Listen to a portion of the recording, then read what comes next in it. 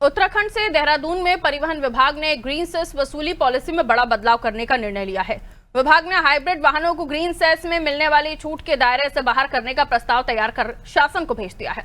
परिवहन विभाग के अनुसार अब केवल पूर्णतः सीएनजी या इलेक्ट्रिक वाहनों को ही ग्रीन सेस से छूट दी जाएगी। वहीं हाइब्रिड वाहनों को इस छूट से बाहर करने के लिए पॉलिसी में संशोधन किया जा रहा है। वित्त विभाग से सहमति मिलने के बाद अब इस प्रस्ताव को मंत्रिमंडल की मंजूरी के लिए भेजा गया है, जिसके बाद जल्द ही नई व्यवस्था लागू हो जाएगी।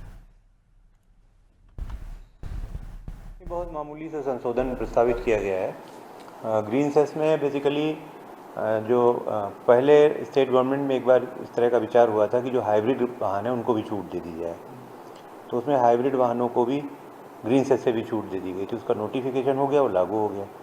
जबकि जो हाइब्रिड गाड़ियों को वन टाइम टैक्स में छूट देने की नीति थी उसको विड्रॉ कर लिया गया कि जो बेसिकली सेंट्रल गवर्नमेंट के भी और राज्य सरकार की भी नीति है कि इलेक्ट्रिक वाहनों को बढ़ावा दिया जाए।